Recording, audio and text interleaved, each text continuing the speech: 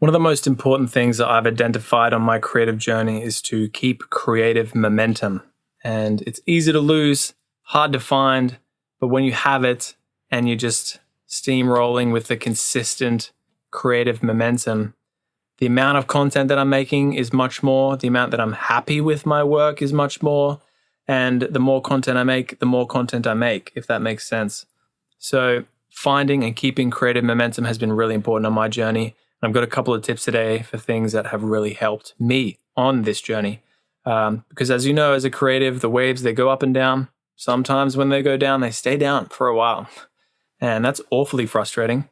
And sometimes when they go up, they're insane. But I think the idea is to kind of like crush those peaks so it's a bit more consistent. And yeah, let's jump straight into some of the things that have helped me on my journey. So the first thing is just to bring your camera everywhere, right?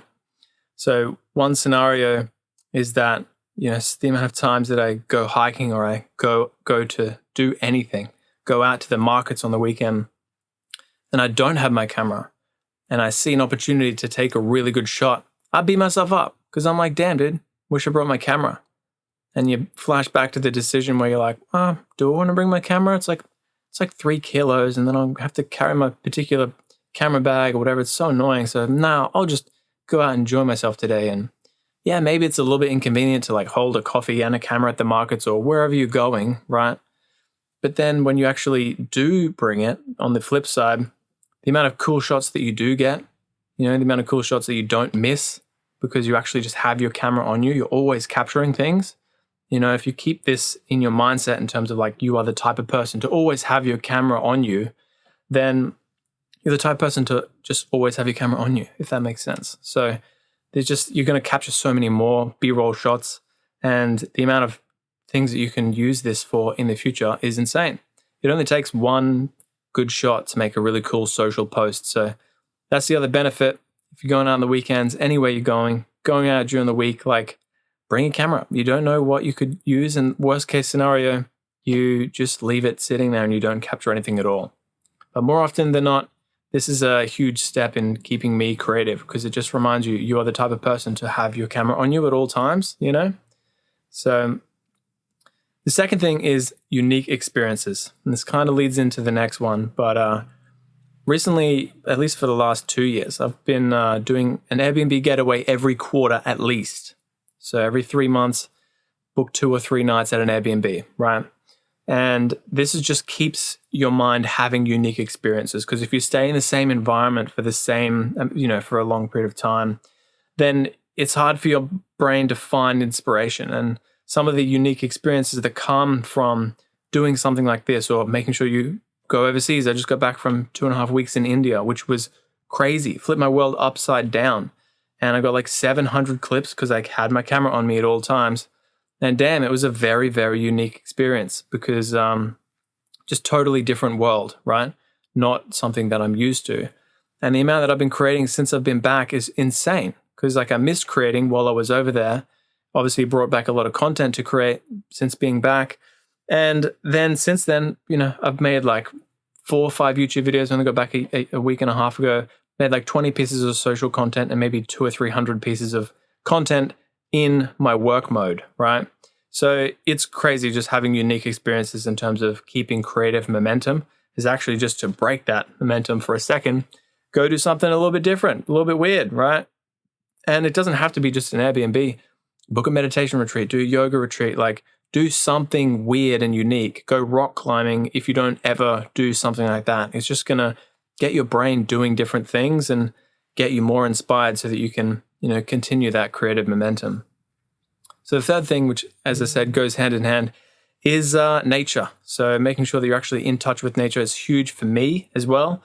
On every Airbnb getaway that I go on, I make sure that there's some kind of hike or nature thing that I can do. Go to a waterfall, go outdoors, go to the beach, being in touch with nature. And again, I've got my camera handy on me at all times.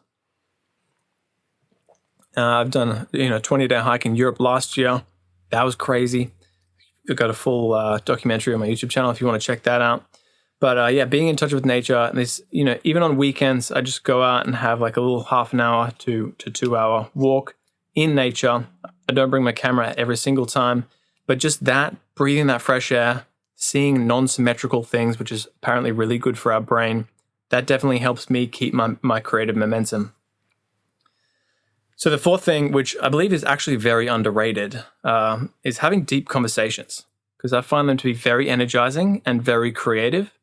And this requires you to have particular relationships with particular people, right? But you only need a few close friends. And realistically, I've got 2 people that I see very consistently that I have deep conversations with. And this might not be your thing, but this is very important to me, because it gets your brain, again, flowing with different thought patterns, because other people have completely different experiences to you, even if their brain works in a very similar way to you, right? So having deep conversations, making sure you're doing that relatively frequently, diving deep on your experience. What does that mean for you? How does that feel for you? What's actually next on your journey in that particular portion? And having somebody that is happy to listen to, and then you do the same thing with them, where you're listening to their experience, you're diving deep, you're actually asking them really good questions about, so what does that actually mean? And how does that make you feel? And where do you think that came from? And, there's just so many ways that you can have deep conversations. And this is honestly one of the biggest things for keeping creative momentum for me, because the amount of ideas that come out of that is crazy. And this is another thing that's helped me in terms of just having an actual podcast where me and my friend talk about all of the things that are going on, in life, in reality, our theories about, consciousness and all that jazz. But because it's a more of a slightly formal setting than just a couch conversation with your friend, it can be more productive and you can get to the bottom of things more quickly, even if you never release the podcast. So it's kind of like just an audio journal, really, that I'm doing with another person. So it's just another form of deep conversation, but because we're recording it, it's a little bit more goal focused. So that's been really helpful for me as well. But yeah, deep conversations is definitely huge. If you don't have someone that you're having deep conversations with, sort that out, because I don't know, it's helpful on my journey. And the last thing that we're going to talk about today is just doing hard things. So this for me is probably the biggest thing in my life that, really helps me just, live life with passion, really. Going to the gym every single day. And again, I'm not like, wake up at 5 a.m., do this, do that. Like, just whatever works for you, but making sure that you're actually challenging your brain and body on a regular basis. So going to the gym is something that I can do every day, right? If you had a sauna or an ice bath, maybe that's something that you can do that's hard every day, that your mind goes, no, I don't want to do that.